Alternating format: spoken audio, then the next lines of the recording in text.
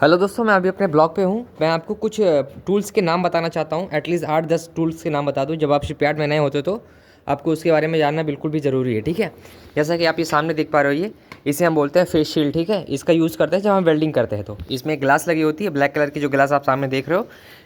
इसका भी नंबर होता है 11 mm, 12 सॉरी mm बोल रहा हूँ मैं, 11 नंबर, 12 नंबर, 13 नंबर, इस तरह से इसका नंबर होता है, ठीक है। उस हिसाब से इसका ग्लास आता है। पहला ये ग्लास हो गया हमारा। दूसरा ये हैमर है, आपको पता ही होगा। हैमर जो है वो एलबी के हिसाब से होता है। ये मेरे ख्याल से इस समय ये प्रेजेंट टाइम में 6 LB का हैमर है। तो एलबी के हिसाब से हैमर की साइज़ होती है। तो ये बड़ा हैमर है, ठीक है। ये 6 LB से कम नहीं होगा। दो चीज़ हो गया। ये हमारा लाइट हो गया, LED लाइट बोलते हैं इसका, जहाँ पे आपको यूज़ करना होता है आप यूज़ कर लेते हो। और उसके बाद ये हमारा वेल्डिंग मशीन है। ये मिग वेल्डिंग मशीन है, यानी कि मिग जिसको CO2 वेल्डिंग मशीन बोलते हैं, ठीक है। और ये जो सामने आप देख रहे हो हमारा पोर्टेबल वेल्डिंग मशीन है। इसका यूज़ जो है छोटे छोटे टाका करने के लिए, वेल्डअप करने के लिए ऐसा यूज़ होता है। इसका यूज़ जो अगर आपको मैं एक्चुअली दिखाऊँ तो इस तरह से छोटी छोटी जगह पे वेल्डिंग करने के लिए होता है, ठीक है। और ये वाला जो है ये इसको प्रॉपर वेल्डिंग करने के लिए, इस तरह से यहाँ पे पूरी की पूरी वेल्डिंग की गई, इस तरह से की जाती है, ठीक है। ये हो गया हमारा पावर केबल। इसका पावर केबल का यूज़ होता है कि इसमें हम पावर लेते हैं, पावर का सोर्स मिलता है हमें। ये देखो आप इससे। और ये जो है ये ग्राइंडर है, ठीक है। इंडिया में ग्राइंडर जो है, जिस कंपनी में मैं काम किया था L&T शिप बिल्डिंग में, वहाँ पे जो ग्राइंडर मिलता था वो 4 इंचेस का ग्राइंडर मिलता था। यानी कि उसमें जो व्हील लगती थी उसकी जो साइज़ होती थी वो 100 mm, ठीक है। यहाँ पे जो मिलता है वो 4.5 का होता है। उसका यहाँ पे इसका व्हील हो जाएगा 125 mm, ठीक है। 125 mm जो है व्हील की साइज़ रहेगी। फिलहाल ये व्हील को काफ़ी छोटा हो गया हुआ है और ये काफ़ी अनसेफ कंडीशन में, इसका गार्ड नहीं लगा हुआ, तो कभी भी आपको ग्राइंडर गार्ड के साथ यूज़ करना, ठीक है। ये हो गया। और उसके बाद अगर बात करते हैं तो हमारा ये है, इसकी बात करें तो ये है स्पिट लेवल, ठीक है। आप इसको लगा करके यहाँ पे लेवल चेक कर सकते हो कि लेवल है या नहीं है, उस तरह से। और फिर ये हो गया हमारा राइट एंगल, ठीक है। इस तरह से राइट एंगल का यूज़ करते हैं, इसको बोलते हैं राइट एंगल, ठीक है। ये हो गया राइट एंगल। और उसके बाद हम वायर ब्रश भी आपको मिलता है। वायर ब्रश आपको तब मिलेगा जब आप वेल्डिंग में यूज़ करते हो तो, ठीक है दोस्तों।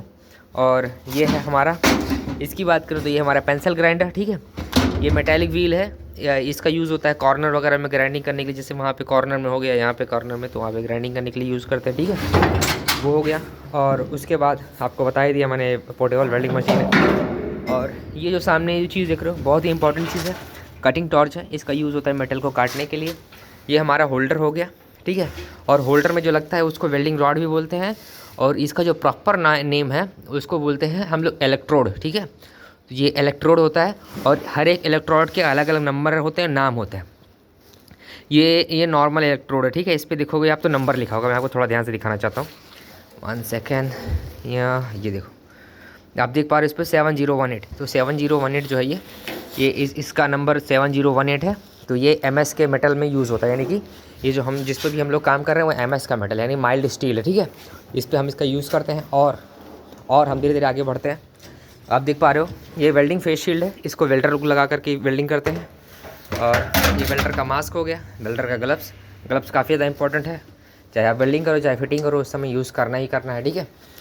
ये जो चीज़ देख रहे हो आप दोस्तों, इसको बोलते हैं हम लोग लीवर ब्लॉक। ये इंडिया में बहुत कम देखने को मिलती है। जिस कंपनी में मैं था L&T शिप बिल्डिंग में, वहाँ पे लीवर ब्लॉक नहीं मिलता था। वहाँ पे इसके जगह पे हमें चेन ब्लॉक मिलता था। चेन ब्लॉक का यूज़ होता था, उसको इधर से खींचते थे और इधर से खींचते थे तो वो टाइट और लूज़ होता था, ठीक है। और उसके बाद स्पिट लेवल वो आपने देख ही लिया।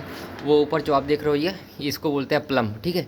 ये हमारा प्लम है जो इस तरह से कुछ यहाँ पर आया हुआ है।